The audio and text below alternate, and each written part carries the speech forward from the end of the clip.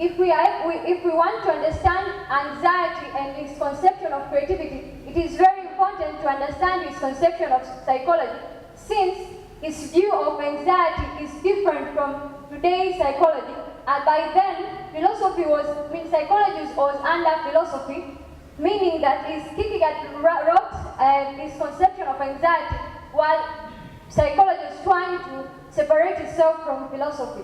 So his psychological concept is a philosophical one, and his psychology is philosophical psychology, which is a comprehensive study of human mind involving philosophical questions concerning ontology, epistemology, ethics, and religious issues, which are normally subdued or disregarded in the clinical focus of contemporary psychological research. Now, for him, his psychology is emphasized on the subjective experience of the individual and the importance of self-reflection. Now, he believed that the human being are to be understood subjectively, while not objectively, as the science are telling us that we should use scientific method in understanding reality. And his conception of the subject, we cannot separate his conception of anxiety from his conception of his concept of existence. Now, his concept of, from his subjectivity, we get his concept of anxiety. And for him, anxiety is not understood as today's concept of anxiety, as today's concept of anxiety can be understood in terms of like stress, frustrations, confusion, but for Kierkegaard, anxiety is a possibility of freedom. So, from his understanding of his anxiety, which is determining our capacity for being the selfhood, we understand his conception of creativity, which is also destroying the old self, trying to find meaning in our lives. So by our trying to understand the soul, we become creative by the power of making choices.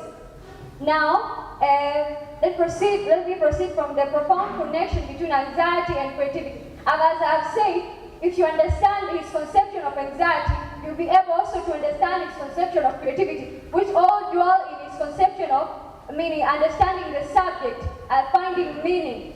So this, for instance, I'll give you an example. Imagine we have an ocean in front of us, and we are surrounded with pools of possibilities. Now, we are given two possibilities. One is either we dive in the water and meaning actualizing the possibilities, or we remain stagnant. This is how when we are faced with struggles or challenges in life, we are either diving challenges and trying to find solutions or finding meaning in life, or we just remain stagnant and we can become frustrated. But from this research, I've come to realize that from Kierkegaard, we understand that the one who has learned to be in anxiety has learned the ultimate. Because for Kierkegaard, anxiety is the best teacher. It teaches us what we are, who we are, and that is not the case for today's contemporary psychologists, which will suggest anxiety as a disorder. Thank you.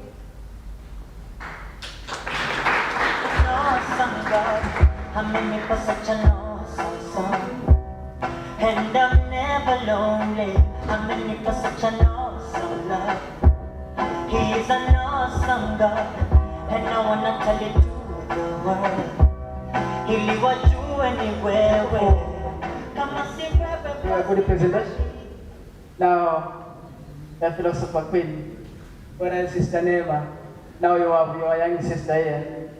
Sister Nema, Dr. to be, few days to come. Okay, now I would like to take this opportunity to welcome Sister Nema here. Take your seat here. And I know that you are a philosopher queen now. Now that I'm also coming now. Also, I would like to take this opportunity to welcome some guests who are already here. I think you'll have some questions to ask me, but for now, I go directly to Mr. Batembo, a modern philosopher. It is your chance now. Welcome, brother. My fire, Kelly, won't you be mine? Where you there? She a big dear lecturers present, with the guests, and students who are present. Good morning to you all. My name is Gonçalo Matembo. I'm happy to share with you my topic, which goes like that: relevance of Aristotle's work on interpretation towards secondary school learners' performance in Morogoro municipality. Relevance of Aristotle's work on interpretation towards secondary school learners' performance in Morogoro municipality. Being part of my work in research, I have also to go with my documents, which is here in summary form. Background of the study: the problem of clarity and the point expression by students is a worldwide problem. This is due to the fact that there are various studies supporting that reality, such as international studies, studies done in Africa, studies done in Tanzania in January, and particularly studies done in the Morogoro municipality. The study highlights several key points which are as well relevant to this dissertation, such as writing is the fundamental skill that is essential for academic success and future career prospects. Many students struggle with writing, particularly those from disadvantaged backgrounds, and this can have negative impact on their academic achievements. Tanzania is not free of the problem of clarity and the point expression by the learners in secondary schools. This is because the evidence have shown that Tanzanian students are increasingly failing national examinations because curriculums are poorly implemented. In 2019, NECTA declared Form 4 results nationwide. Morogoro municipality being part of Tanzania, the following secondary schools results have been identified in this presentation to show how relevant the problem of learners lacking clarity and quality expression in English language do affect their Form 4 results. First, Bungodimwe Secondary School with number S4397 in 2019. English language subject results was 4.2222 GPA, of which majority of the learners had scored grade D and F. Second, Mwembesongo Secondary School with number S3921. In 2019, Form 4 results, English language subject had GPA of 4.2249, of which majority of the learners had scored grade D and F. Joshua Cypher describes that the aspect of clarity is at the forefront of Aristotle's work on interpretation, as implied in its name, to mean that it is concerned with how information is transmitted by the sender and interpreted by the receiver. It is in this aspect that this dissertation is looking forward in encouraging secondary school learners to make a proper use of Aristotle's work on interpretation in the learning process in order to acquire well knowledge being taught by their teachers and being able to solve their challenges of clarity and correct expression in their learning developments for their academic excellence. Peter Criff observes that, according to Aristotle, logic is expressed in the four most basic verbal communication acts, which learners must come across in the learning process. These are reading, writing, listening, and speaking. Moreover, Aristotelian logic is most especially about reasoning or inference, which is the process of thinking by which we draw conclusions from evidences, moving from one proposition to another. The propositions we begin with are called premises, and the proposition we move to is called conclusion.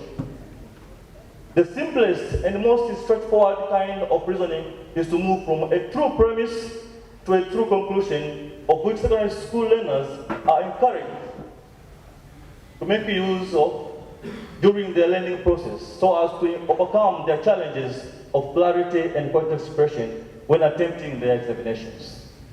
Let's see now a statement of the problem. According to candidates' items response analysis report on the certificate of Secondary Education Examination, CSEE, of 2019 and 2020, based on Form 4 English Language National Examination, most of Form 4 results or candidates had scored grade D and F. For example, in the year 2019, there were 2.2% learners scored grade A, 5.4% scored grade B, 26.1% scored grade C, 32.3% scored grade D, and 34% scored grade F. Meanwhile, in the year 2020, there were 7.10% scored grade A, 9.42% scored grade B, 28.3% scored grade C, 29.01% scored grade D, and 26.44% scored grade F. When analyzing this, given 2 years of English language established results, I've seen that most of the Form 4 candidates had scored grade D and F, of which it can be taken as not good performance. One of the reasons for such failure is that most of the Form 4 students had lacked clarity of expression when attempting the examinations. Meanwhile, the candidates with low performance did not have adequate knowledge of tenses, grammatical rules, sufficient basic vocabularies for use in different contexts, and the ability to interpret and combine concepts. This presentation presents Aristotle's work on interpretation along with his logical ideas to be the facts towards helping secondary school learners in building their mental habit of thinking in an orderly way and being able to express themselves well in written form and solve the challenges of clarity and quality expression which cause the problem of secondary school learners' poor performance. Let's see objectives of the study. General objective. This presentation engages Aristotle's work on interpretation in addressing the challenges of quality expression among secondary school learners within Morogoro municipality in Tanzania. There are also specific objectives which are as follows. Number one, to analyze the existential problem of quality expression and its effects on the performance of secondary school learners within Morogoro municipality. Number two, to examine how Aristotle's work or philosophy of education in his work on interpretation can lessen problem of quality expression in learners' poor performance. Number three, to evaluate the relevance of Aristotle's work on interpretation to secondary school learners to ensure learners' quality expression in their learning process to achieve good academic performance. And the last one, number four, is to evaluate the applicability of Aristotle's philosophy of education in relation to his work on interpretation to learners' ability of quality expression when doing examinations to ensure good academic performance. Let's see now significance of the study. This presentation recognizes Aristotle's work on interpretation as a means of enabling secondary school learners' ability to have quality expression and hence being able to attain academic excellence in their examinations. Aristotle's work on interpretation significantly emphasizes a learning process that considers words as conversational tokens, nouns, verbs, and a sentence. Such notions from Aristotle's work on interpretation, if worked on well, can enrich secondary school learners and help them to improve their clarity and quality expressions.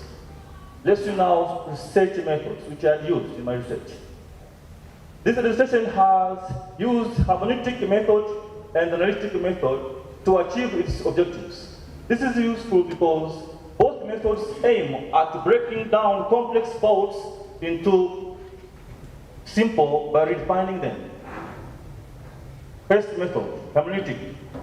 Stanley and Johnson describes that hermeneutics means to interpret or to translate.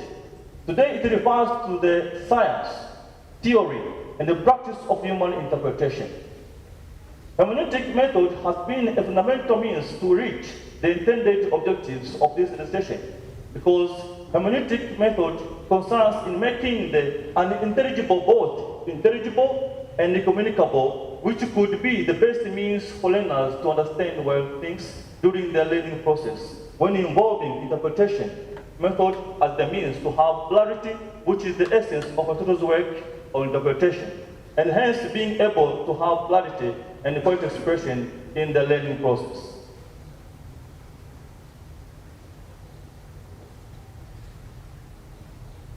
Let's see now some of the ideas came up in my recommendations. This decision recommends reading and writing skills to be taught to the learners. That's why Aristotle recommended that children should be instructed in some useful things. For example, in reading and writing, not only for their usefulness, but also because many other sources of knowledge are acquired through them. Through reading skills, learners will be able to master a good number of vocabularies and pronounce them well. This is because poor reading ability is linked to lack of mastery in the language of instruction. This dissertation recommends that learners should have the ability to pronounce words properly. This is one of the elements which lead learners to having good reading skills, which will at the end help them acquiring confidence throughout their study time. The applicability of writing skills is very important to be applied by learners during their learning process and when attempting their examinations. So this dissertation recommends that for secondary school learners to have clarity and quality of expression, they need to have the following points, namely the ability to use punctuation marks, the ability to use correct words and spelling, the ability to write complete and meaningful English sentences, the ability to write proper paragraphs, and the ability to use appropriate tenses and details to support or illustrate their ideas. To sum up, all the above mentioned recommendations are required to be connected to Aristotle's notions from his work on interpretation, namely the concepts of words, nouns, verbs, and the sentence. Those are the elements, when applied well to learners' language ability, will enable them to have mastery of language, grammar, especially English language, during the learning process, and when answering various examinations, and hence they will be having best examination or best academic performance. Lastly, I would like to give my sincere compliments to my supervisor, Dr. George Demo, for his good great support towards my work. Thanks one and all, and may God bless you.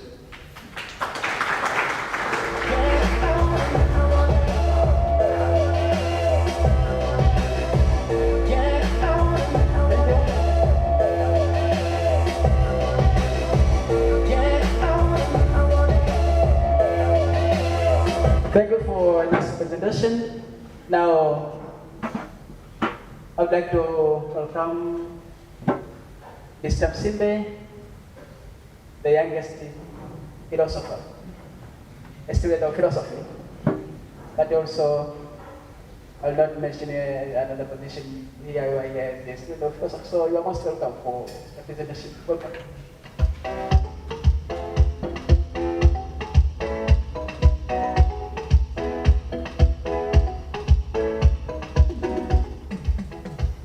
Your Excellence, Director of Salvatorian Institute of Philosophy and Theology, Your Excellence, HOD of Philosophy, Dr. Mara, Your Excellence, senior lecturers and other colleagues of our university and my fellow students. Good morning. How are you doing? Thank you very much. I would like to take this juncture to give my presentation in using Swahili language. Na mada yangu ninayowasilisha kichwa chake ni dhati ya dhana ya elimu katika kujirakisha sera ya elimu Tanzania. Kazi hii inatumia methodolojia changanuzi kufafanua maana ya elimu na kuchunguza kwa kina jinsi uelewa wa dhana ya elimu unavyoweza kuathiri ujirakishaji wa elimu katika mazingira ya Tanzania.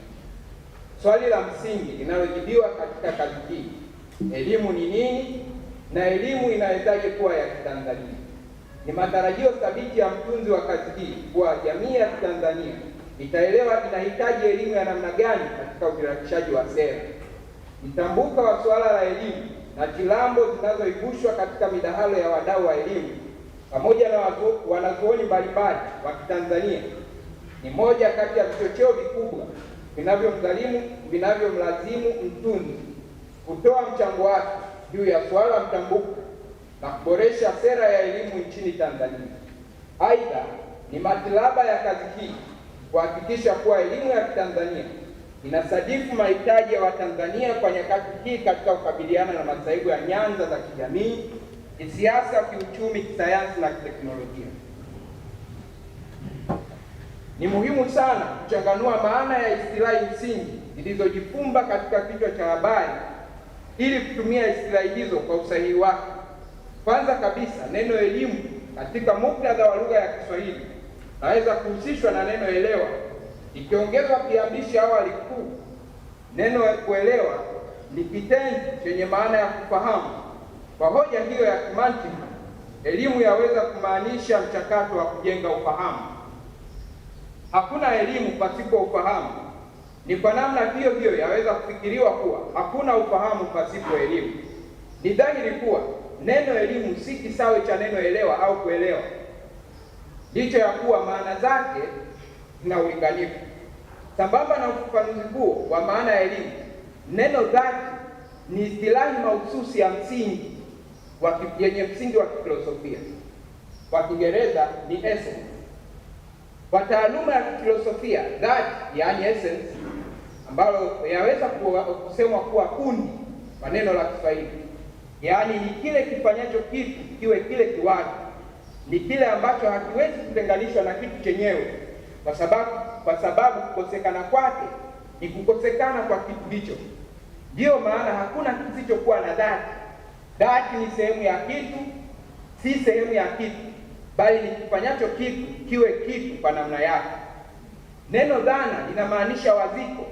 Neno waziko ni mnubulisho wa neno wazo, likiwa na maana ya kile kinachofinyangwa katika fikra ya binadamu kutokana na utashi wake.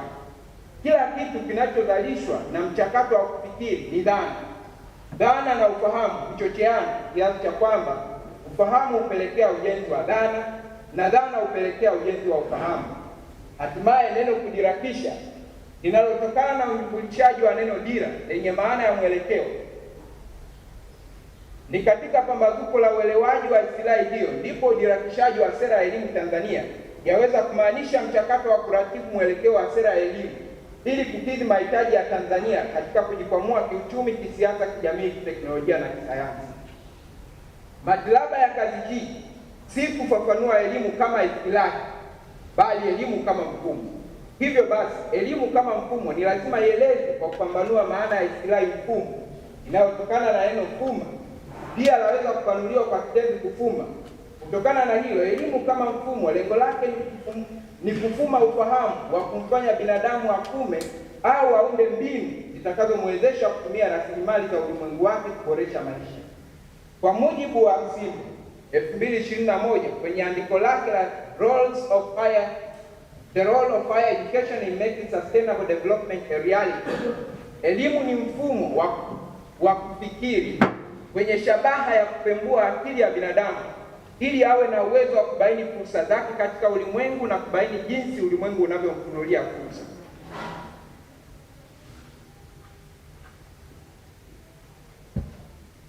Ni kwa mantiki hii ndipo elimu yaweza kuboreshwa kwa namna ya kumfanya binadamu awe na uwezo wa kufahamu nafasi yake kwa ulimwengu na nafasi ya ulimwengu kwake, ili awe na uwezo wa kuutumia ulimwengu kupata majawabu ya mahitaji yake kiuchumi, kisiasa, kijamii, kisayansi na kiteknolojia. Dhati ya elimu inavyojirakisha haki ya elimu. Je, elimu ni haki ya binadamu? Ni mantiki gani inayoyakinisha elimu kuwa haki? Ni hakika kuwa taasisi za kimataifa ikiwemo UNESCO zinatambulisha kuwa elimu ni moja ya haki za msingi za binadamu, na mataifa mengi yamekubaliana na dai hilo. Elimu kama haki msingi mojawapo inapaswa binadamu waipate. Aidha, elimu si haki ya msingi kwa sababu na taasisi za kimataifa na kitaifa, isipokuwa elimu ni haki ya msingi kwa sababu inamwezesha binadamu kuishi, na kwa sababu binadamu hawezi kuishi pasipo mahitaji yake ya msingi. Hivyo elimu ni mfumo wa kumjengea ufahamu wa kugundua mahitaji yake na kugundua anavyoweza kufanya ili ayapate. Elimu kama haki msingi ya binadamu inamsaidia binadamu kufahamu haki zake nyingine za kimsingi na kuzilinda ili asiathirike na ajinusuru na yote yanaweza kutokomeza uwepo wake ulimwenguni.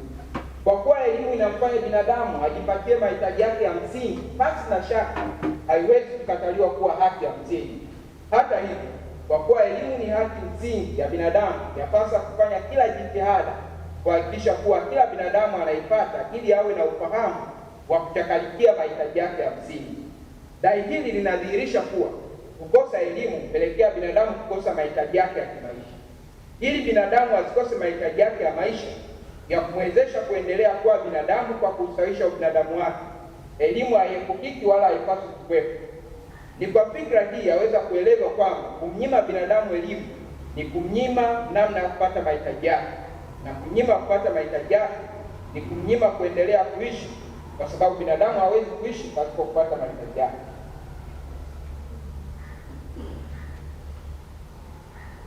Elimu isipomsaidia binadamu itamwangamiza binadamu, kwa kuwa si haki ya binadamu kuangamiza ubinadamu wake. Hivyo, endapo kuna mfumo unaitwa elimu lakini haumsaidii binadamu kupata mahitaji yake, yapaswa mfumo wa namna hii ukomeshwe, kwa sababu ni haramu hata kwa wenyewe. Kigezo cha kuchunguza kama elimu iliyopo inasaidia kuokoa ubinadamu kwa kumfanya binadamu anayeipata apate mahitaji yake ya binadamu ni matokeo ya elimu hiyo katika maisha yake. Kama elimu aliyoipata inamtotoleshea mahitaji yake ya binadamu, elimu hiyo yafaa kuboreshwa zaidi, kwani ndio haki yenyewe ya elimu. Lakini kama aliyeipata anaangamia kwa kukosa mahitaji yake, hii inadokeza kwamba elimu aliyoipata ina dosari na hivyo sio haki. Elimu inayomfanya binadamu ateseke kwa sababu ya kukosa mahitaji ni elimu ambayo ni haki ya msingi, kwa sababu aliyeipata ameambiwa kuwa ni haki ya msingi, lakini kiuhalisia si haki ya msingi. Elimu isiyomfanya binadamu kupata haki zake za kimsingi za kumwendeleza ni elimu isiyo haki, na endapo ikisemwa haki ni haki, itabaki kuwa haki tu kwa sababu imesemwa na si kwa sababu ya uhalisia wake. Dhati ya kutanzanisha elimu. Ni namna gani elimu inaweza kuwa ya Kitanzania, au elimu ifanyweje ili iweze kuwa ya Kitanzania? Kwa muda mrefu taifa la Tanzania limejikita kufanya tathmini za mara kwa mara za kuboresha mfumo wa elimu inayotolewa katika taifa la Tanzania. Jitihada hizi ni za muda mrefu sana, tangu Tanganyika na Zanzibar kupata uhuru mwaka 1960. Yapo mabadiliko mengi yaliyofanywa kimtaala na ya kisera yaliyolenga kuboresha mfumo wa elimu. Jitihada za kutafuta elimu ya Kitanzania. Miaka 1960 Mwalimu Nyerere aliamini kuwa ili elimu iweze kuwa ya Kitanzania ni lazima iwatengeneze Watanzania wenye uwezo wa kujitegemea, na aliamini kuwa ili Mtanzania ajitegemee ni lazima apate elimu. Upeo wa Mwalimu kwa kufikiri kuwa ili maendeleo yawepo ni lazima watu wapate elimu ya kuwawezesha kujitegemea. Kwa mtazamo wake, maendeleo ni kujitegemea na umaskini ni kushindwa kujitegemea. Yeyote ambaye hana uwezo wa kujitegemea ni maskini. Mwalimu aliamini kuwa elimu ni silaha nzito ya kutokomeza umaskini, maradhi na ujinga. Maana yake ni kwamba Tanzania haiwezi kuondokana na umaskini, maradhi na ujinga pasipo elimu. Jitihada za Mwalimu kuhitaji elimu hiyo ya Tanzania ilijikita zaidi katika kilimo, akiamini kuwa kilimo ndio uti wa mgongo wa taifa. Lakini changamoto ya sera hii ambayo alipendekeza ni kwamba uwekezaji mno katika rasilimali kilimo haukidhi kuashiria kuwa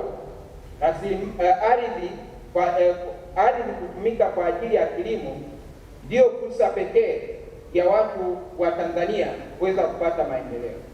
Aliamini kuwa shule ni shamba na shamba ni shule, hivyo alihitaji shule nyingi ziwe na mashamba.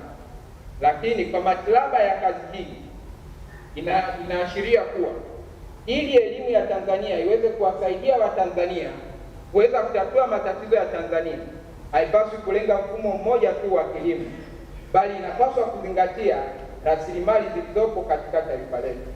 Sera na mitaala iendane na rasilimali za Tanzania na ifundishwe kwa lugha ambayo Watanzania wanaimudu. Licha ya kwamba Tanzania ina rasilimali nyingi, cha kusikitisha ni kwamba hadi sasa Watanzania wanajiuliza wajenge shule za namna gani na wengine wanajiuliza wasome nini. Kwa msingi wa kazi huu ni kwamba shule zijengwe kadiri ya rasilimali zinazopatikana katika taifa la Tanzania. Kwa mahali penye madini kama vile magnet na hematite, ni vema Watanzania wajengewe shule za hematite na magnetite ili waweze kutumia rasilimali husika. Na kwa mahali kama vile Mtwara penye gesi, Watanzania wajengewe shule za gesi ili waweze kujifunza namna ya kutumia rasilimali. Kwa kuhitimisha, kazi hii inaamini kuwa ili wanafilosofia waweze kuchangia kwenye maboresho ya sera ya elimu Tanzania na mabadiliko ya mtaala, wanapaswa kuhimiza kuwa rasilimali zilizopo ndio ziwe content, ndio ziwe kozi za kusomwa katika mashule, ili Watanzania hata wanapomaliza elimu basi waone kuwa sehemu pekee ya kupractice elimu walioipata ni kutumia rasilimali zilizopo katika taifa lao. Vinginevyo elimu itakuwa kinadharia, kwa sababu if our resources are not part of the content of what we study, then those resources will be used by the periphery, because the people who are indignant have no knowledge on how to utilize the respective resources which are around them. Thank you very much for your attentive listening, and since I have exhausted it beyond my presentation, I will circulate it for much speculation and for much for contemplation about it. Thank you very much.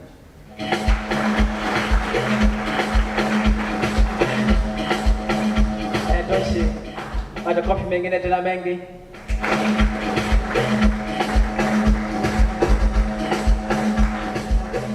Thank you, ndugu Agathon Theodore Msimbe, President of Yokso Government 2023-2024, for your great presentation.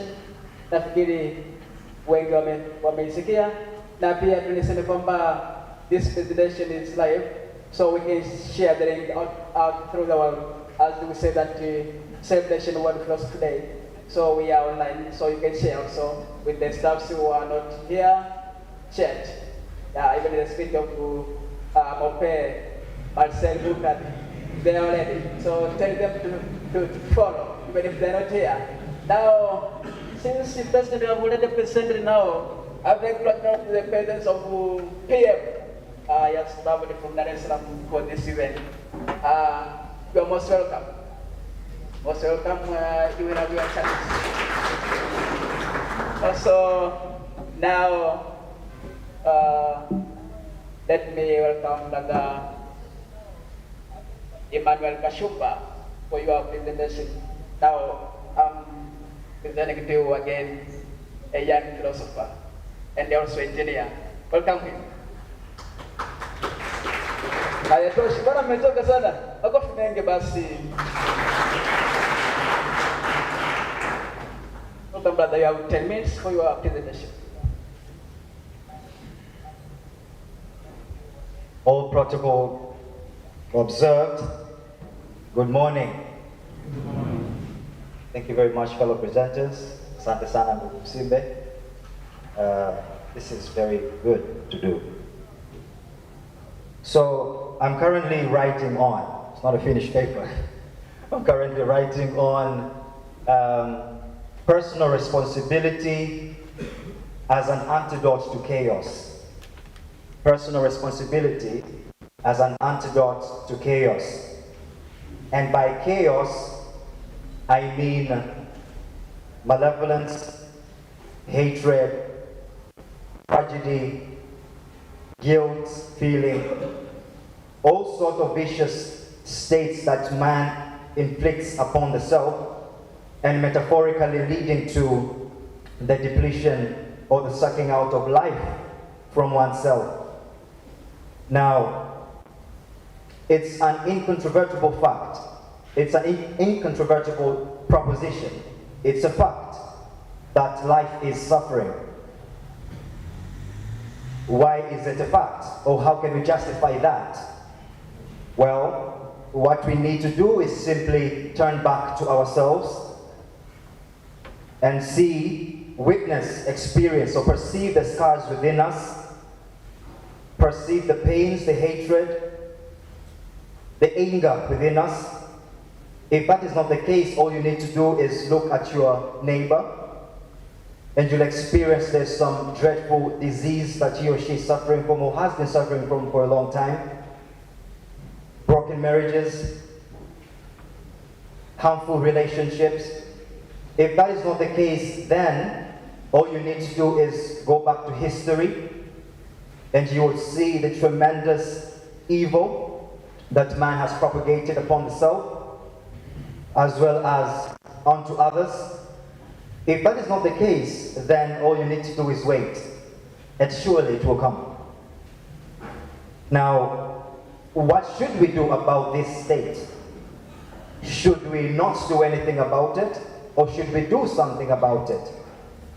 If we choose not to do anything about it, that's not a good thing. And we know that's not a good thing, because at the very end, pain will be the ultimate end. And no man wants pain as the ultimate end. So that is not the path that we would want to take. So we would want to take the opposite path, which is doing something about that state. How can we mitigate the experiential, existential state of suffering that man is encountering? Well, some understand that man is endowed with an emotion of admiration, the capacity for admiration.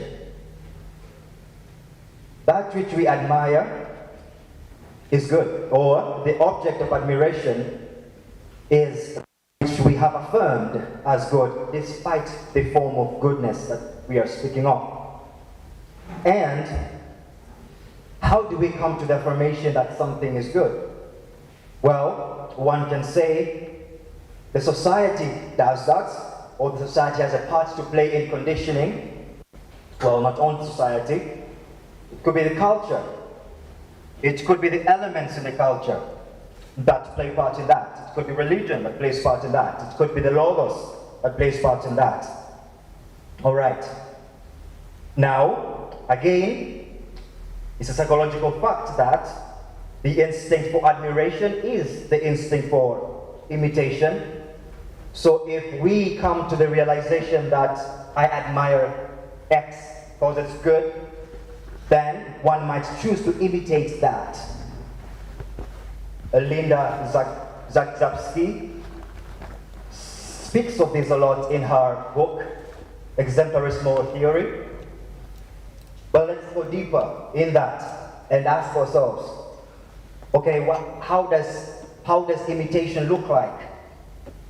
Well, before that, we need to ask ourselves, what is needed for one to imitate a particular habit?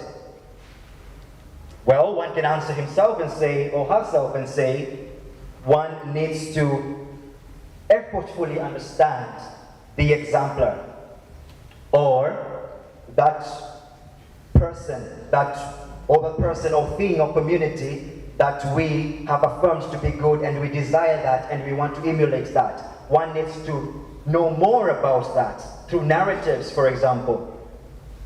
Okay? Well, what about the capacity to imitate? Well, you can love something from somebody, but can you do that? Can you imitate that? We need that knowledge as well. Okay, a person can answer himself or herself and say, what do I need? How can I know I have the capacity to do that? Well, we can decide to go back to ourselves and look onto ourselves and ask ourselves, can we do that?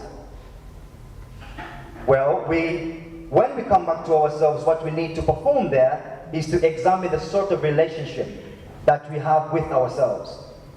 If the sort of relationships we have with ourselves is that of hatred, and since it's another truth that it's very tough for somebody to ask for help from his or her enemy, if at all you despise yourself, it becomes tough for you to team up with yourself and choose to emulate or choose to demonstrate the capacity for emulation.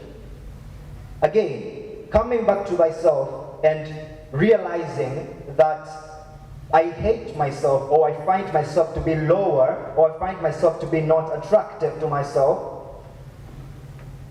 that can be caused by the amount of knowledge you have about yourself. really there isn't any other being that you know so well. You know what you say to people, it might be very clean. At the same time, you know what you say to yourself, what you do when everybody else is gone. That complete truth can lead to not truly desiring to work on yourself. Carl Jung, in one of his lectures in Switzerland, while he was speaking to a group of ministers, the clergy, he paraphrased a particular scripture, a scripture that I believe that most of us know of. A scripture that says, whatsoever you do unto the least of the brethren, that you do unto me meaning Christ.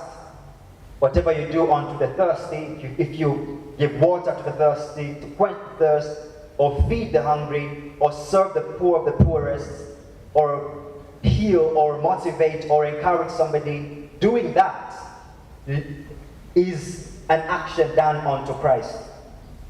But again, Carl Jung interestingly twists it and asks himself, what if the hungry, the thirsty, the poorest of the poorest, what if one who is most deserving of your aid is yourself?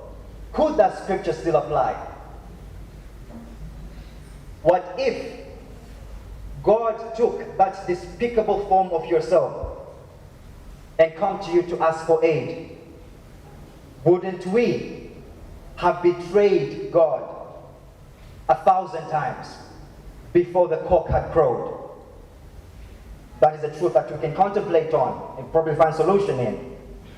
But if we have come to the realization that we are having a very negative perception of thyself, maybe we can do something about that. Maybe we can choose to take up some responsibility. Do something. Don't look at the bigger things. Go for the things that you have affirmed as trivialities. Do the little things. Finish up your food on the plate. Yeah? Send the plate to the kitchen. Probably wash it. Use an umbrella when it's raining. It's good. Say hi to somebody passing on the way. Now, a person might ask, why do we need to do that? How does that play along? Or how will that lead to the healing of thyself and the healing of the world? Well, what's important is what's underneath those actions. Because then your mind would affirm that you're not completely bad after all. There are things you can do very well, perfectly well, and through discipline. Then your mind confirms that, accepts that. And that's a good thing for you. Now, if it's a good thing, you'd want to repeat that. Because we love that. So if you choose to repeat that, it might become your habit. If it becomes a habit, that's a good thing. Then maybe you can one day maximize that. First of all, after working on thyself, you might now want the art of responsibility might have now overpoured onto others as well. Now it's no longer yourself. It's now your spouse. It's now your family. It's now your friends. It's now your community mates. It's now you taking up responsibility, leadership responsibility like Msimbe. And now it can move beyond that as well. Now, it's like a little mustard seed planted or buried in the earth. It grows, it's becoming a very huge tree, whereby even everybody else now who yearns for somebody to speak to so that he or she can come up with a solution of whatever has been hurting him or her, you can become the exemplar for people to actually experience aweni kwenye maisha. And that is not it. At the very end of the day, you might come to the understanding that humanity is not really bad after all. We can learn something from it. And artificial intelligence is a demonstration that we've learned something good about humanity. We have learned something good about intelligence. So we want to emulate that. We want to produce something of that nature.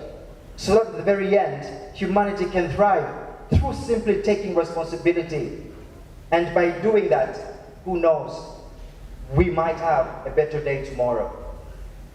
So that is what I'm currently working on. Thank you.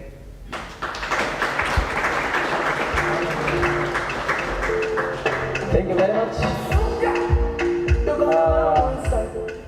Engineer Kashumba and the same time a philosopher. Mpigie makofi mengine basi.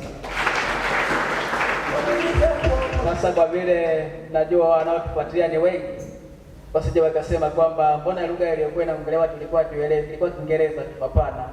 Kwa hiyo mnaposikiliza tuko pia kwa Kiswahili, lakini pia waambie wafungue channel inaitwa Jordan Media, watatuona huko. Philosophy is everywhere. So since we are celebrating the celebration of World Philosophy Day, we are all, even Kenya, Dr. Ndemo telling them so that they can for us. Sasa nitumie nafasi hii pia Mheshimiwa Waziri Mkuu, kwa vile tupo pia live, watajuaje kwamba Dar es Salaam ulifika? Naomba nikupe mic ujitambulishe tu, alafu niruhusu session ya kuuliza hawa maswali. So you are most welcome so that they can recognize that you are here with us.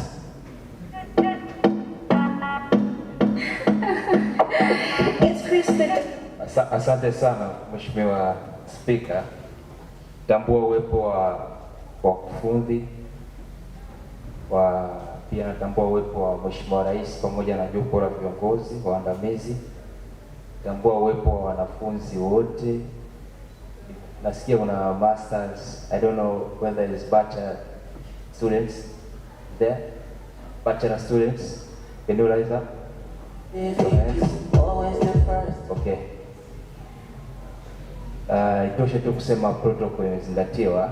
Kwa majina naitwa Ibrahim Shukran Arois, ni waziri mkuu wa serikali ya wanafunzi, chuo cha takwimu mashariki mwa Afrika. Nilipokea mwaliko wa kujumuika na nyinyi siku ya leo, japo nilikuwa na ratiba nyingi, nisema lazima nifike kama kijana, sababu sehemu kama hizi ndio tunapobadilishana mawazo, lakini pia tunaelimishana kama vijana. Kwa hiyo itoshe tu kusema nimefurahi sana na nipo na nyinyi, na leo nipo kujifunza zaidi. Kwa hiyo nitakuwa msikilizaji sana, na Mheshimiwa, naomba mafunzo yaendelee. Asanteni sana jamani. Thank you a lot for your coming. Now, it is a chance to pause. You have presented, okay. Now, we want you to answer questions. If you fail, then what you have presented is wrong. I don't think if it is so. Now you can choose. You can pose your question to anybody who has already presented here. You may start with the Ms. Beatrice, Brother Matembo, Agathon Theodore Simbe, or Brother Kashumba. You are most welcome.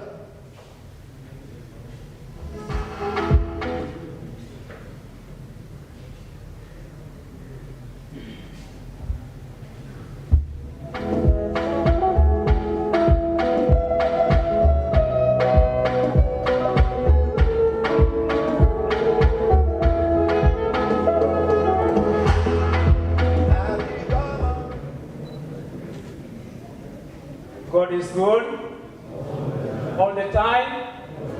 God is good, and that is His nature. Wow. So, my name is Dismas Malola. I am a student of philosophy, first year. First and foremost, I would like to appreciate the presence of our lecturers as far as their hierarchy is concerned, my fellow students, and the presenters and other guests from outside. Then I would like to go directly to my question. And my question goes to the second presenter, and that was Mr. Matembo. You presented about the things of education as far as performance of secondary school students is concerned in Tanzania, specifically in Morogoro. You touched the matter of English language, and to me, I can see it's the exact point of departure. So my question is as follows. As far as the four, if I'm not mistaken, the four skills of English language, I mean speaking skill, writing skill, reading skill, and listening skill are concerned, then you as a presenter, what do you think is the factor, the fact behind, because they are performing poor in English, now what is the fact behind their poor performance? They are using English in writing, speaking, reading. Still, they are performing poor. What is the fact behind to both students and their teachers? And mostly, you focus on students. Thank you so much. Thank you, Brother Dismas. So now, when you ask questions, I give you 5 seconds. Quick question. 5 seconds, so that you can go faster. So you mention your name, your year was started, then you go direct to your question. And go again, one more. So that when they answer, the answer is direct.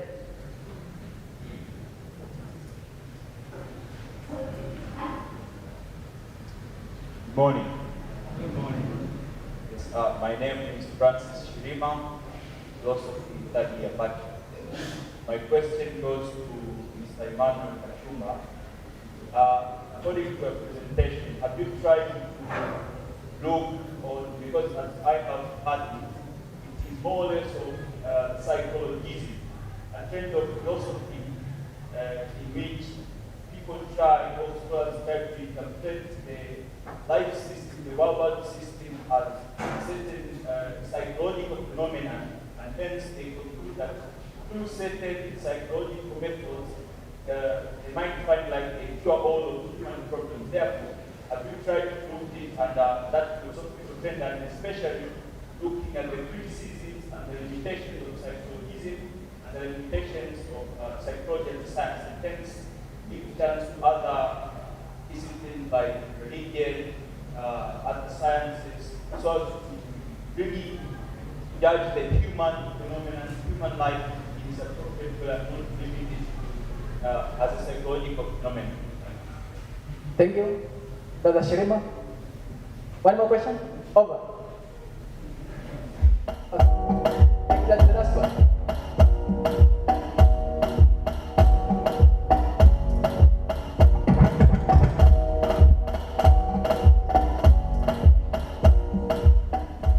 Good morning. My name is Ezra Gerald. I'm a student of Master second year. My question goes to Mr. Msive. Umesema umepresent kwa Kiswahili na umezungumzia elimu na umeonyesha dhahiri kwamba wanahitaji elimu iwe na matumizi. Swali langu, kuna aina ya elimu, kuna aina ya ujuzi ambao uko kwa ajili ya ujuzi, knowledge for the sake of knowledge itself. Kwa mfano, ni quantum mechanics na mathematics, kuna theory inaitwa black hole theory. Knowledge ambazo hazina matumizi moja kwa moja kwa wanadamu, ni kwa ajili ya knowledge for the sake of knowledge itself. Je, kwa upande wako aina hiyo ya ujuzi ni hauna kazi na hakupaswi sisi kama Watanzania kutaka au kutafuta? Asante. Thank you, Brother Ezra. And the last, one more question here, the last one, for the Mokan.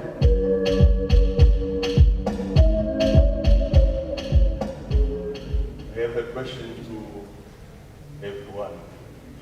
Okay, welcome, Father. The first question is to Beya. Is truth subjective or objective?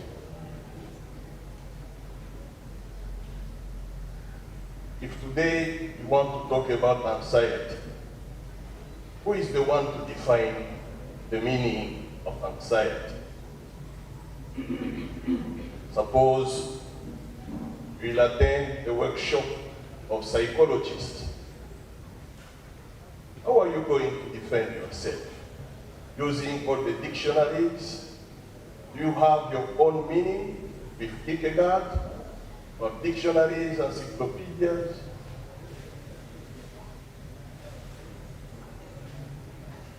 And to Matembo,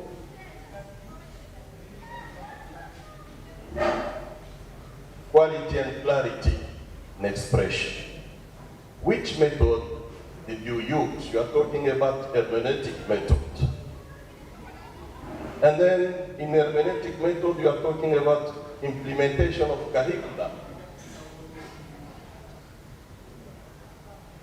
You are a philosopher, I am sure that you did library research. Have you gone through empirical research to verify your findings? Are your findings valid? Ndugu Msimbe, elimu ya Kitanzania ni nini? Ni ya kujitegemea. Elimu ni elimu, na elimu ya Marekani ni tegemezi. Elimu ya Kenya ni tegemezi. Elimu ya Tanzania ya kujitegemea. Unachomaanisha elimu na sera ya elimu, nakielewa vizuri. Elimu ni nini? Sio kwa ajili ya watu wote, na sera zinatofautiana. Kashum, personal responsibility as antidote to chaos. What is your area of research?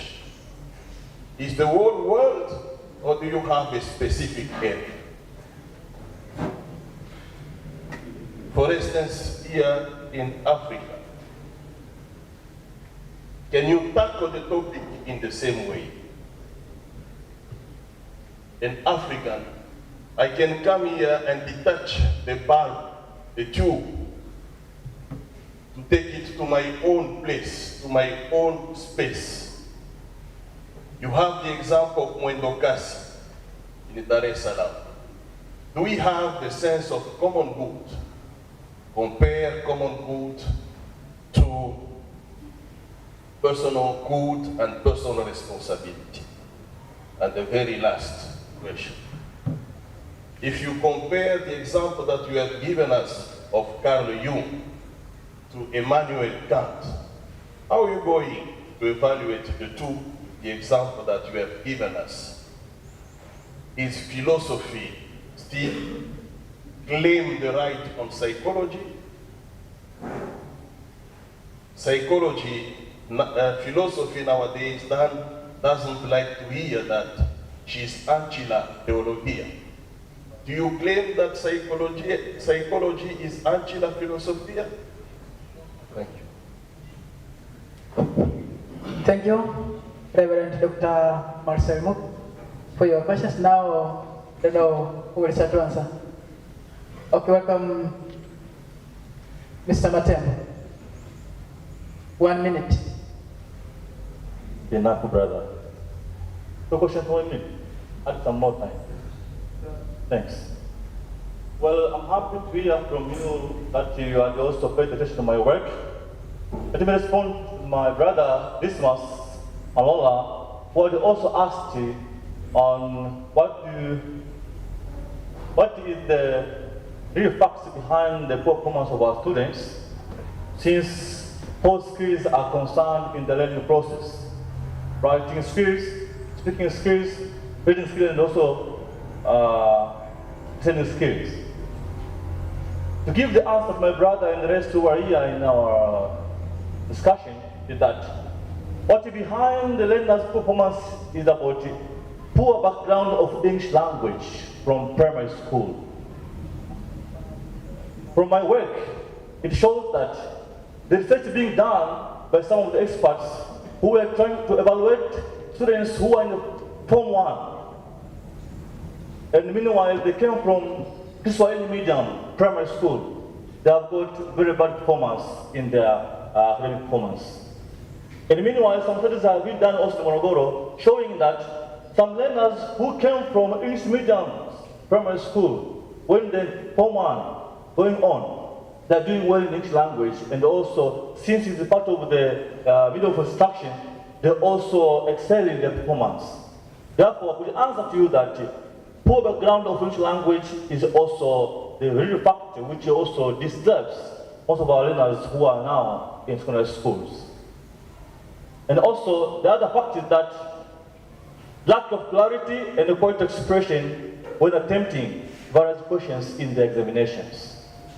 Since they've got a poor language background, eventually they end up to give poor point expression, and also they can't give valid answers in the exams. At the end, they fail miserably.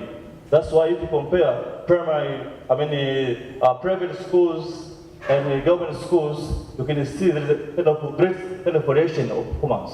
Why? Because English language would also be a factor towards their excellence or poor performance in their performances. Let me go back to Reverend Dr. Mukadi. Based on what he has said, it is true. He too was keen enough to listen to my paper. I thank you, Doctor, for your attentiveness. To respond to our question, following the needs of the learners to have quality expression and also diverse quality, which method did I use in my research? Because of time factor, I only mentioned one method, which was hermeneutic method, which I had heard.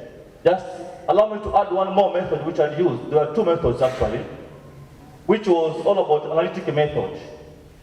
This second method has used analytic method because it deals with inquiry in which one seeks to assess complex systems of thoughts by analyzing them into simpler elements.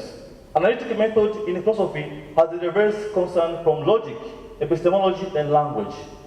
Since I've used also this method, analytic method, I also like to respond to his second question that, did I go to the empirical, or did I use empirical research? We suppose that it was regular research.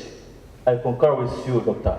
It is true. But still, I had to go further because I'd involved in the elements of education. I'd also go to the findings. These findings relied mostly on the other people who had done their research based on the empirical source. So I had to look for the researchers who went to the research, went to the field, and did their works. Therefore, I would like to say that my findings are valid because by the use of analytic method, I had to analyze those data from the people who have done the research from the empirical-based point of view, and since they had their own valid answers, they also gave me kind of substance to my work. Relying on their works being done in the fields, and since I also used my own works of Aristotle and other commentaries, then all these works together, they confirmed that my findings were all valid. Thanks on and all. Thank you. Mr. Matembo, for your answer. You have finished, eh? You have already answered all the questions. Thank you. Okay, thank you. I think they will add even tomorrow. Since we are here. Okay, now, Mr. Shumba.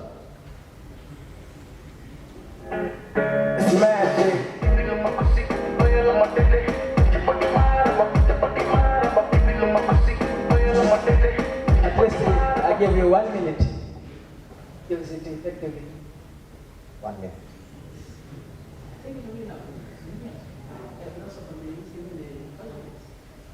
Let's try. Yes, I was asked two questions. One is whether I find this method, whatever I expressed, limited to psychology, but also for which part of the world did I specify my research, and some sort of a request to answer. That's probably the relationship between philosophy and theology, but whether there is one, there's a conflict or not. To answer the first question, whether I've based my research, my ongoing research on psychology alone, or whether this topic just deals with that and eliminates the possibility of looking elsewhere to find a solution to human suffering. Well, my title is clear enough. It says that personal responsibility as an antidote to chaos. An antidote, not the antidote. it could be perceived as an element that could work with other elements to form a systematic approach to the desire to mitigate the effects of human suffering. But all that's a possible thing to do. Now, another question would be, another response to tie up the two individuals that asked me. A response would be this: philosophy done faithfully. Philosophy done faithfully. Philosophy done giving all to the spirit of wonder will deliver an understanding, will deliver that which looks like a total and basic understanding of reality. So when an individual is presenting his or her worked-on solution about a particular area, if at all the individual had been faithful enough to apply philosophy, which is simply a quest to know, deliberately, consciously of that, it would seem as this person is relying on an area or a field that you are mostly interested in. Another individual who lies, for example, an individual who is specialized in ethics would have noticed that there are some hints of morality being applied there. An individual who relies on psychology as a branch of philosophy would have noticed there's an issue of ego integrity that comes in there. An individual who is focused on metaphysics would understand that I have touched on the substratum as well.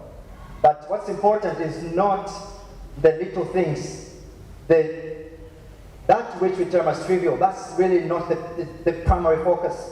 Rather, the primary focus is that which lies under. So this is my understanding of philosophy as of now. That which is done most excellent, most unbiased, most faithful to the spirit of wonder would seem as though it is touching, it is penetrating through different sciences. Now, theology, philosophy. Theology, I view theology as an area that we can also know something with regards to God. Well, if it's an area of knowing something, we can say it's an unknown. But to reach there, we desire, or we deserve, or we should have a method, and philosophy could be that method that we use to that. However, again, if a philosopher is faithful enough to the spirit of wonder, he or she must come to a place of realizing that there are things that will not be known simply by the prowess of the intellect. There are some things that are known or will become to be known through the power of the divine, his illumination, so that at the very end, one can understand that which is available to be understood. At the same time, pray for serenity to be at peace with that which you can't really change or understand. Thank you. Thank you, Brother Kashumba. Hayatoshi. Okay, haya yanatosha. Nafikiri amejibu vizuri, amejitahidi. Sasa huyu aliye present kwa kutumia Kiswahili sasa, karibu. Lakini japo kuna watu wanasema wengine bado huenda hawajaelewa nini kinaendelea pale, labda tu niwaambie kwamba muda sio mwingi, atakuja aliyeuliza maswali mengi sana. Dr. Reverend Dr. Father Mukat will be here.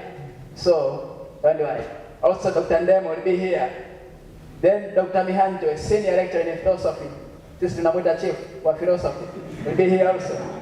So don't worry. So they will present the issue effectively, and they will answer effectively also. So I'd like to tell you that invite more people to come.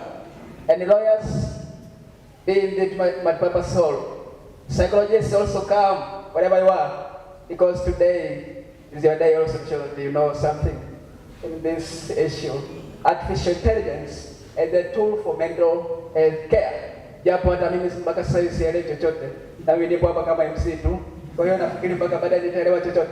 So welcome Brother Msimbe to answer the question that has already posed to you. Welcome.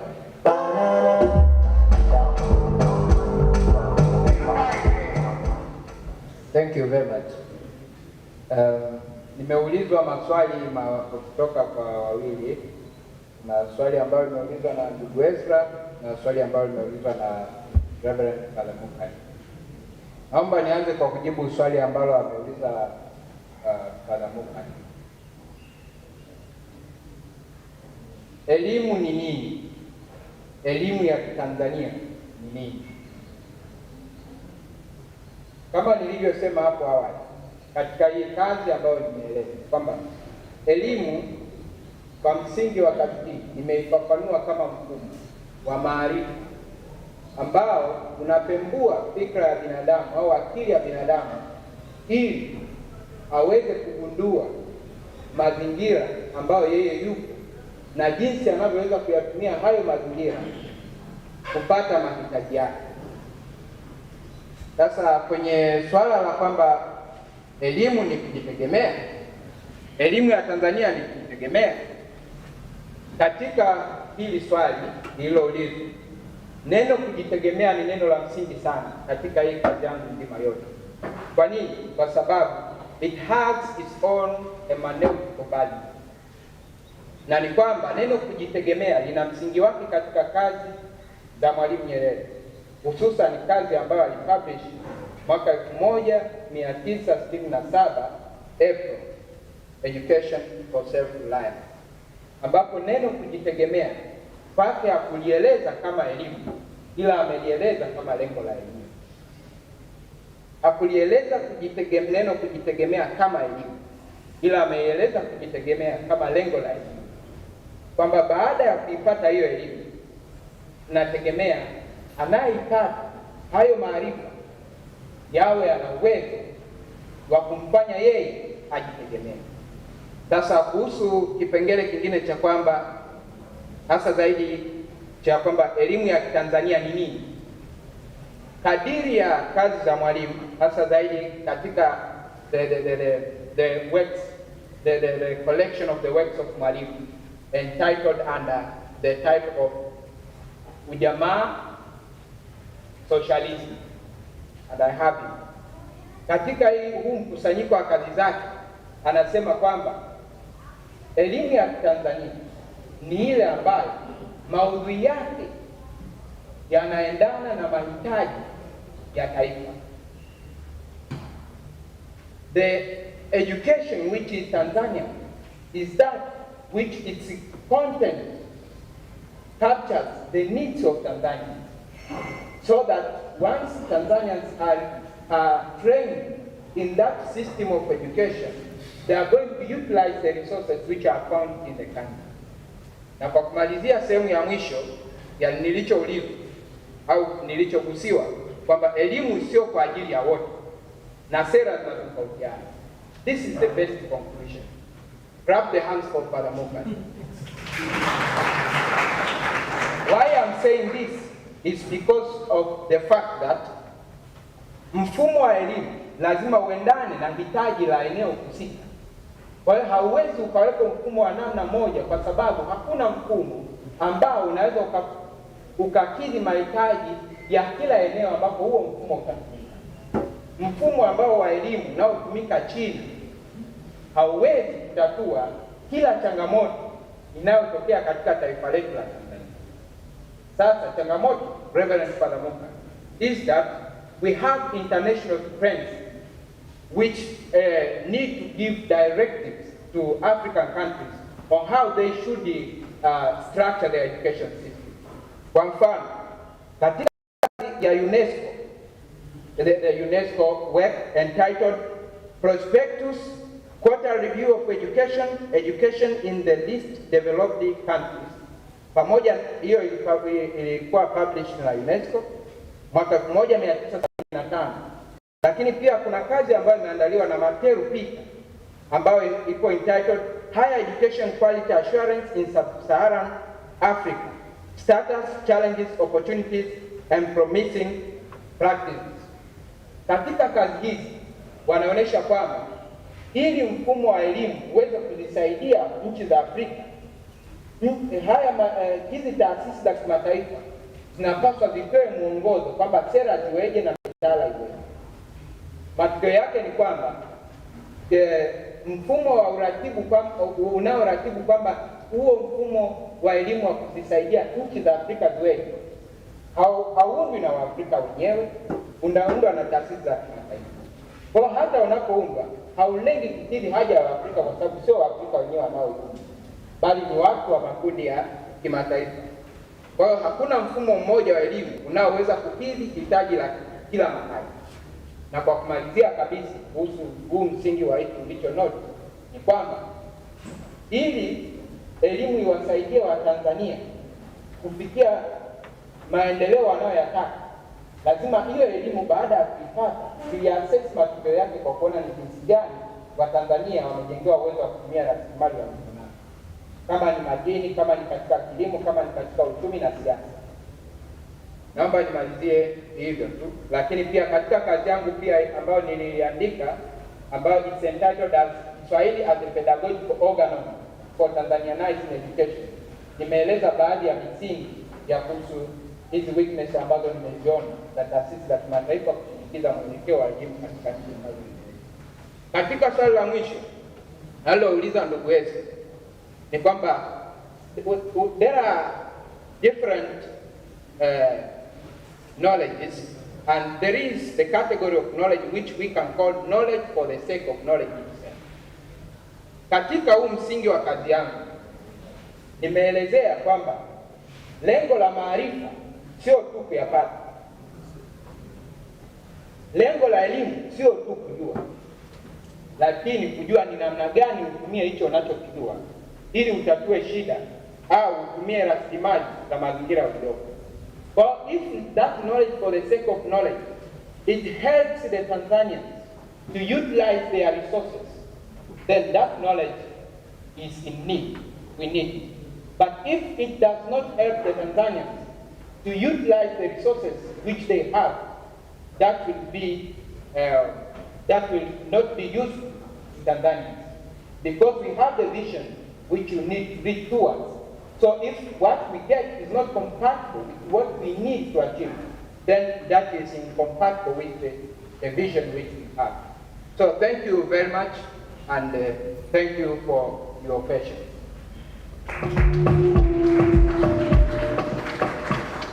Asante ndugu Msimbe.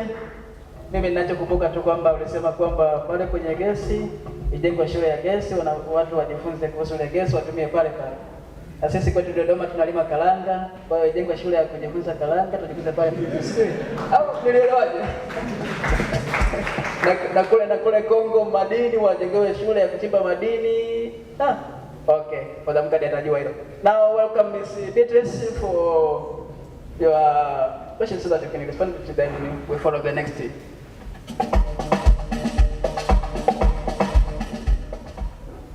Thank you. I've been asked 3 questions. I'll begin by answering like follows. The first is truth subjective or objective? For Kierkegaard, he emphasized on the truth as subjective, but without neglecting, he was not against objective truth, but he was against the overconfidence of reason.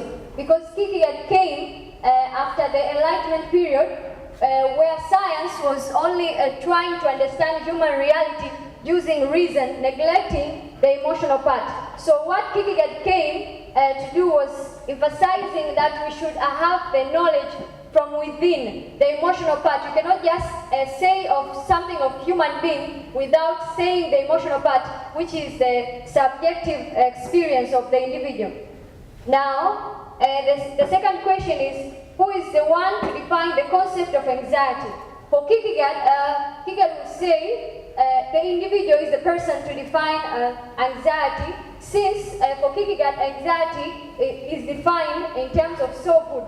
It is defined in the person trying to find meaning. But this is unlike with contemporary psychologists who are trying to define anxiety using a scientific method, because by the time Kierkegaard was writing on anxiety, philosophy was under, psychology was under philosophy. Now, psychology is as an independent academic discipline, has its own ways of doing some things, which is in line of scientific methodologies, which Kierkegaard is also against it by showing that science cannot tell us everything about human beings. It is us who go within trying to find meaning. But also, the last question which I was asked, can you say the same thing about anxiety when you attend psychological events or dialogue? For me, I can say yes, because by challenging their views on anxiety, for them, they say anxiety is something negative. And I agree with what Kierkegaard is trying to bring, as anxiety is not something that we should refrain ourselves from, but as something which we should embrace, because anxiety is the best teacher. Well, for them, psychologists will say mental health is living without anxiety. But for Kierkegaard, the one who has learned to be in anxiety has learned the ultimate. Thank you.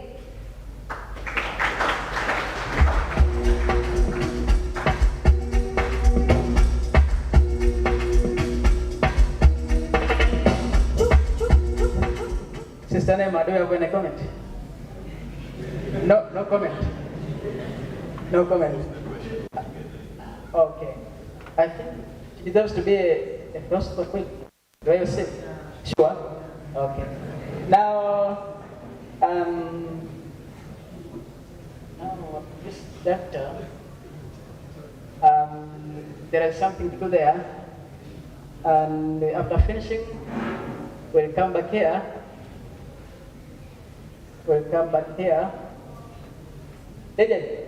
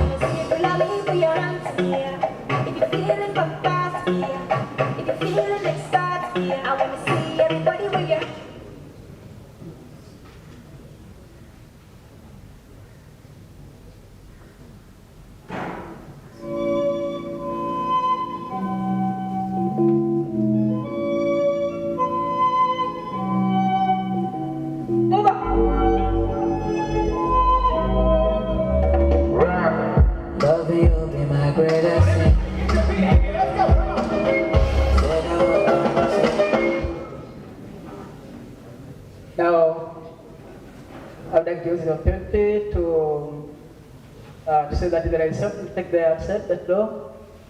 We'll be getting their breakfast. Then after 10 minutes, he will be here again.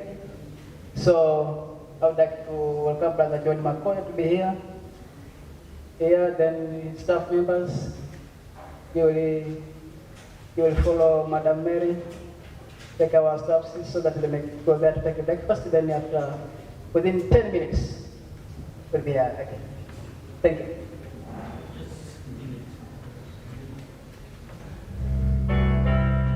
All my life was a paper,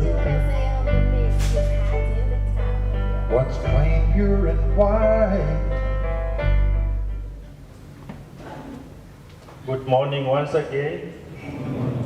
As we are preparing to break, to have a health break, allow me to expose some books here, authored by one of our former lecturer, who is now somewhere else, by the name Dr. Thomas Kochalu, who was supposed to be with us here today, but something happened, he could not be here. He has sent me 3 copies, 3 books. One is The Self and the Community in Contemporary African Society, an existential perspective. It addresses some of the issues Beatrice was talking from Kierkegaard perspective. He is basically trying to see how we can use the subjectivism of Kierkegaard so as to balance the communitarianism that is rampant in Africa. He feels that the individual in African context is suppressed by the community, the collectivity. So he asks us to reflect, and using Kierkegaard, we can find a balance between the individual and the society. I find it's a very good book. You can have a look. He says it is 12,000 shillings.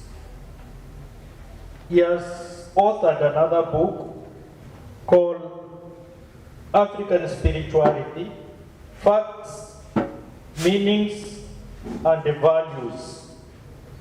This book is available in, can find it at the Congregation of Missionaries of St. Francis de Sales, their bookshop there.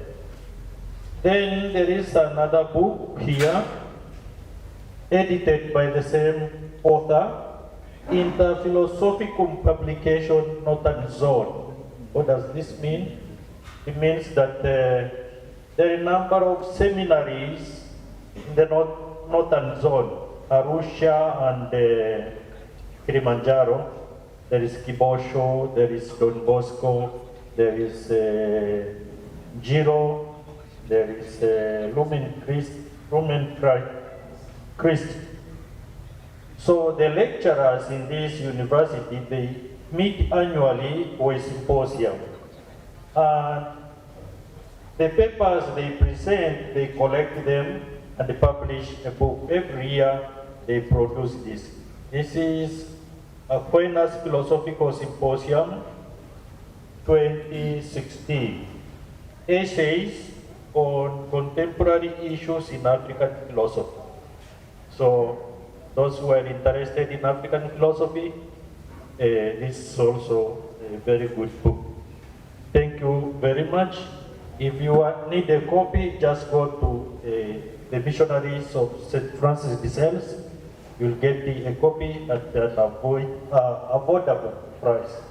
Thank you very much.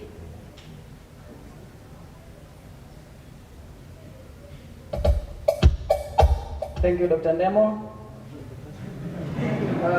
Yeah, Dr. Of course, I don't know if he is a student of Dr. Nemo or a senior to Dr. Nemo.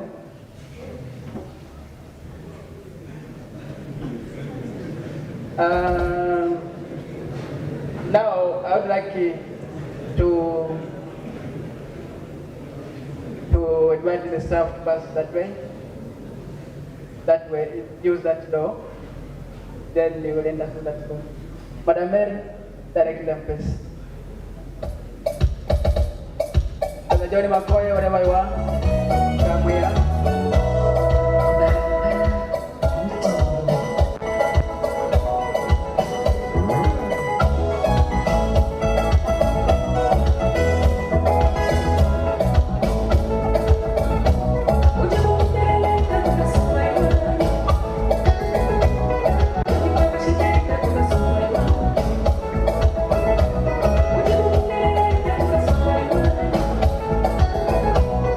Thank you.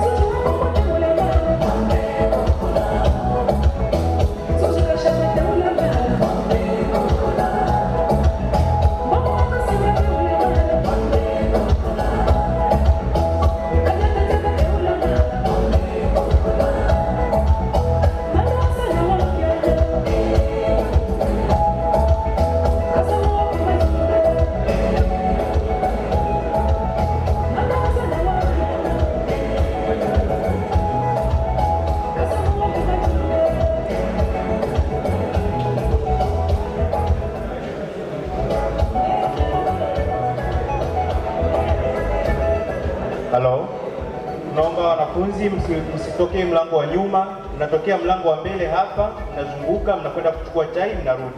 Wote humu ndani mtapata chai, tafadhali. Tuondoe complication mlangoni pale.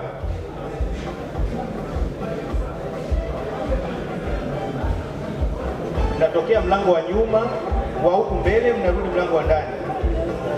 Kuepusha foleni, mnasubiri wakifungua, mnaifuata wengine.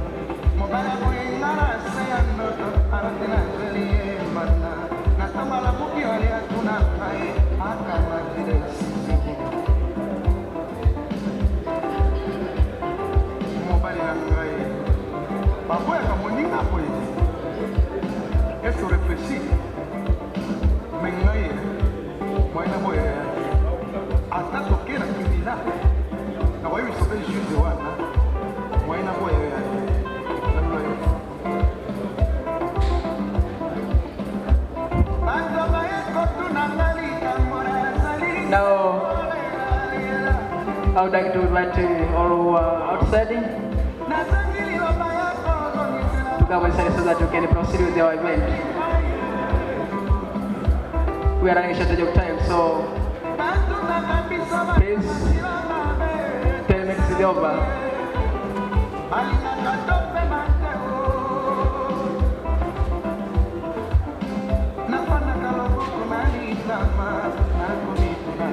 Brother Ton Ekomba,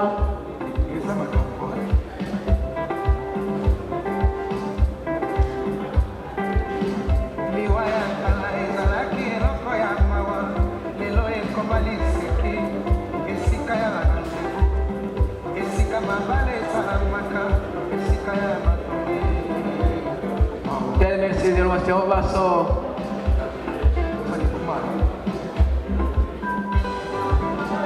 try to come in so that we can proceed with the event.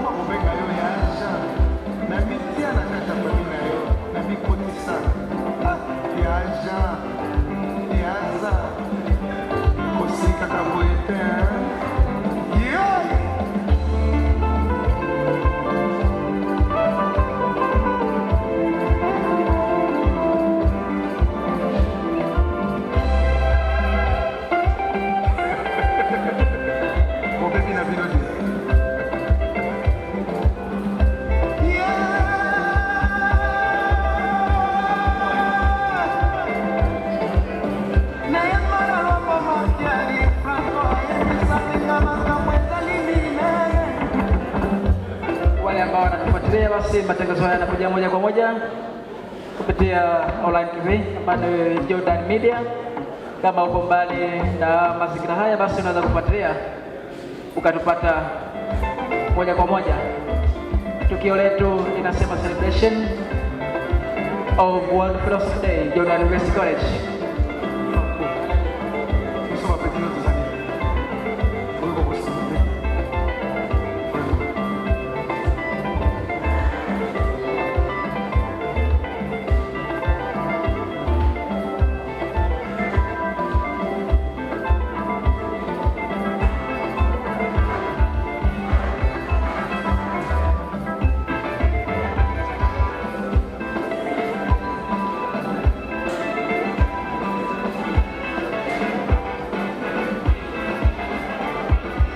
Brother Lucas Kweka,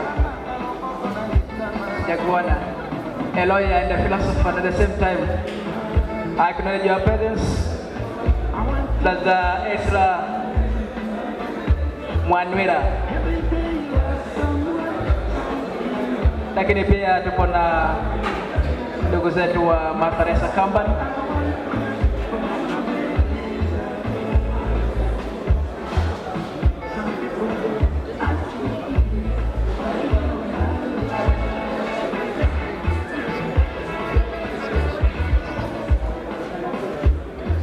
Jamani mliopo nje naomba muendelee kuingia. Ingieni ili tuendelee.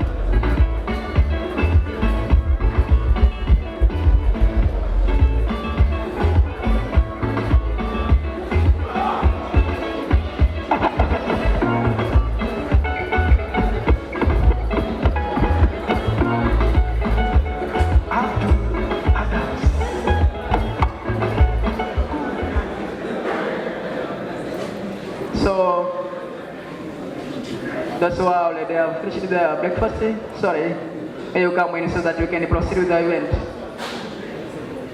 We are running a shortage of time, so try to be punctual at least.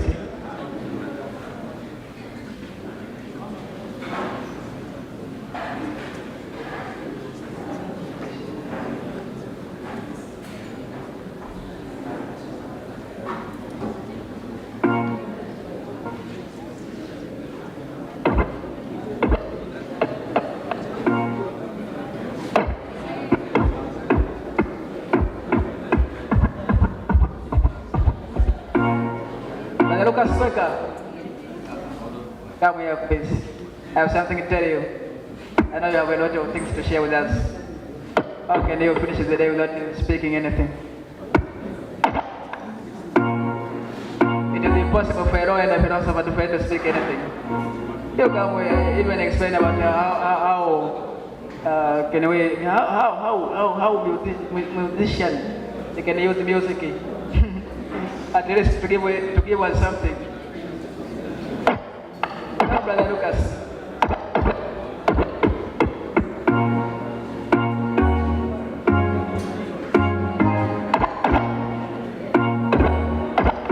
Jamani, waliopo nje naomba tuingie.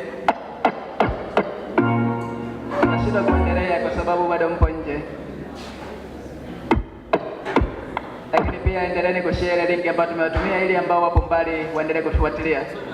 Tunamshukuru Brother Peter Haraka ambaye alikuwa mbunge wa philosophy enzi hizo akiwa Kenya na tufuatilia vizuri kabisa, na anasema kwamba Philosophy Day ipo vizuri sana.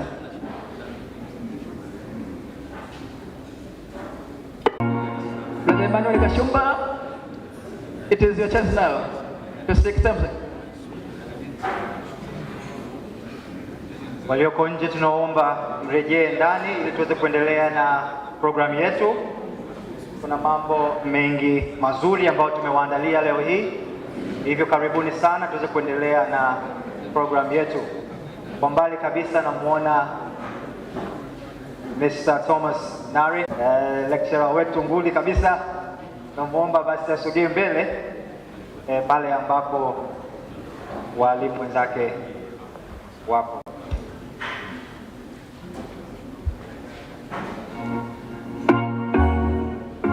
Tuna dakika 2 kabla ya kuendelea. Karibuni sana ndani tuweze kuendelea na programu hii. Kinachofuata sasa hivi ni symposium.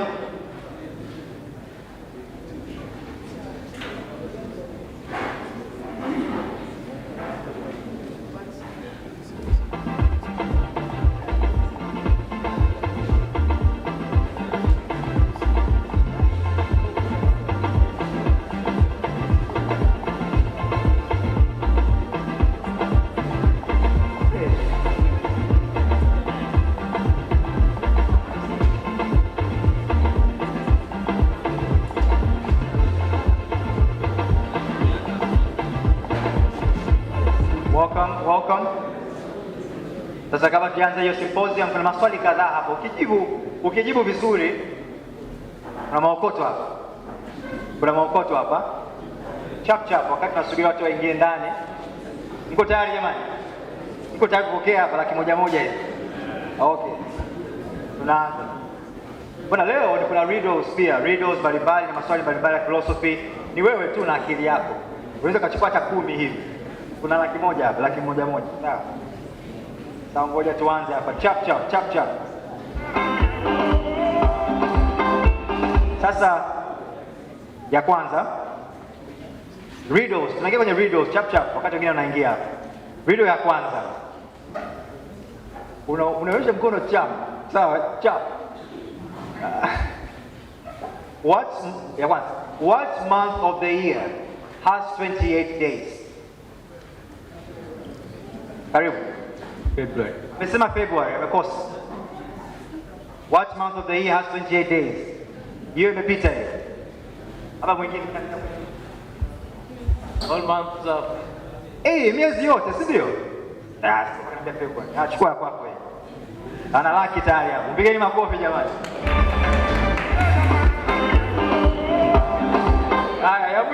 mwisho kwa sasa, ya mwisho. Haya, tunaendelea. What has to be broken before you can use it? What has to be broken before you can use it? You want to be we are. Bwana yai. Yai lazima livunjwe. Unaona kula nani kasho hivi? One eye but cannot see. Like the letter I. No, I jicho yani. The eye. What has one eye but cannot see? Nguli hapa. Kamera. Anasema kamera eti. Kamera na jicho. Anasema coconut eti. Coconut.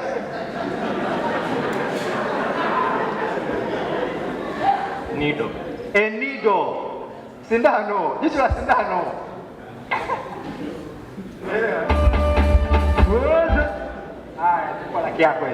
Tuendelea baadaye. All right, now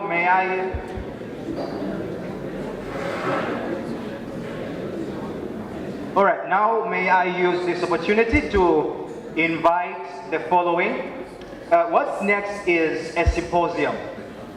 A symposium that will really be focused on today's theme, artificial intelligence as a tool for mental health care. Now, those involved in this symposium, or those that will be speaking to us through the symposium, are the following. Dr. Mihanjo, may you please head. Please, a round of applause for him.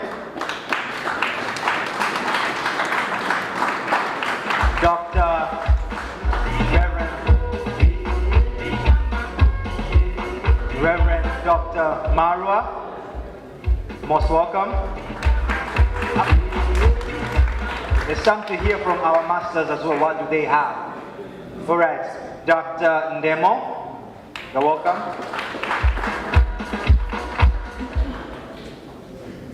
Father Dr. Mukadi, not around. Saramwita, you're welcome.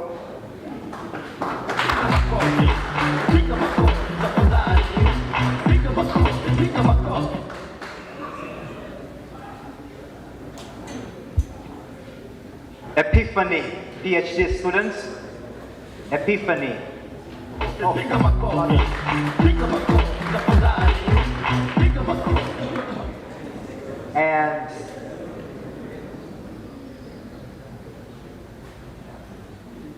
And Sir Apiorbi, most welcome. Round of applause for him. Everybody, clap your hands. Clap your hands. Clap your hands. Clap your hands. And Father Mukad is here, so he will also participate.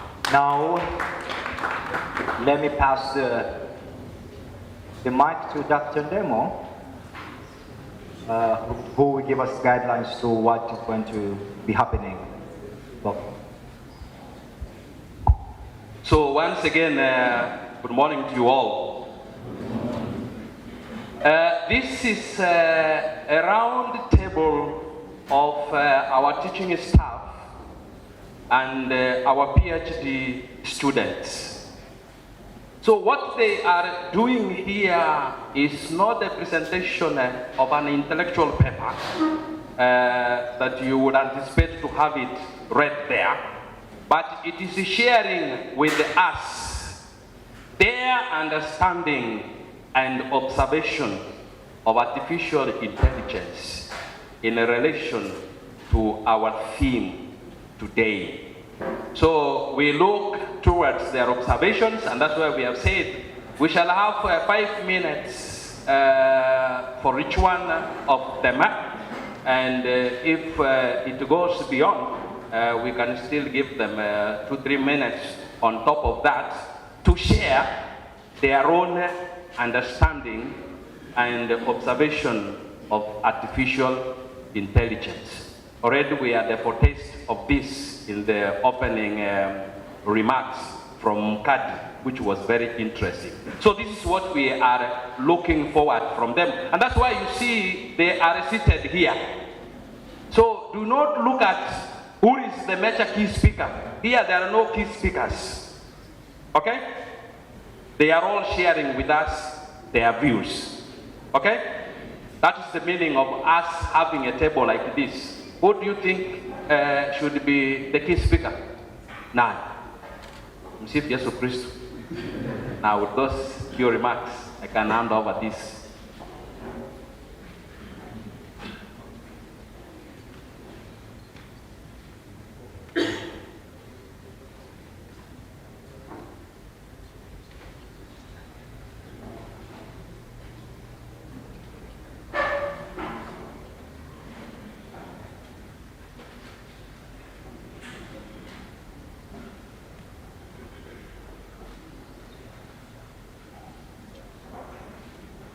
Thank you, Dr. Nemo, for that introduction. Now let's get into it.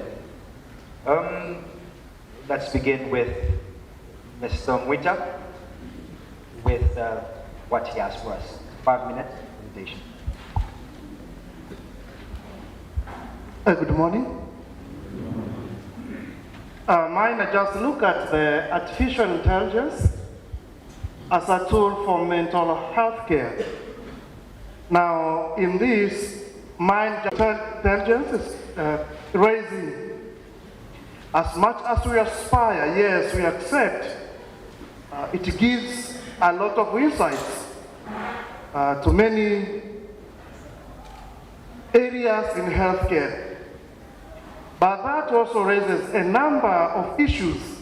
Now, issues ranging from ethical, social, political, as well as economical. I've tried to give some areas just pointing how the possible challenges that are arising from the use of artificial intelligence in our healthcare systems. Yes, something very good I appreciate, but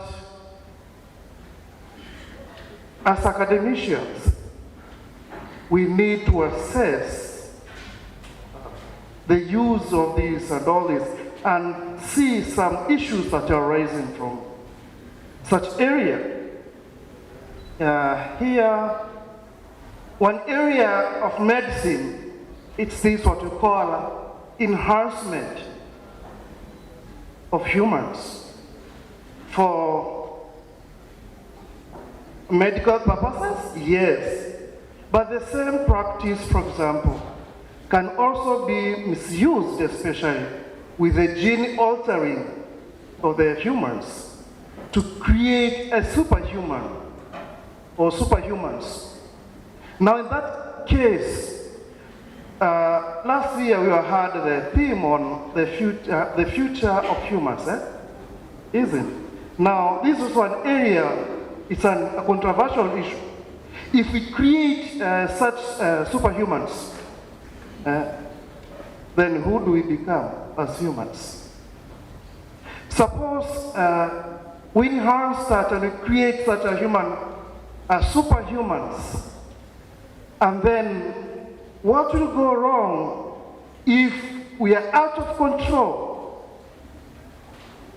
Will we be able control them and all this?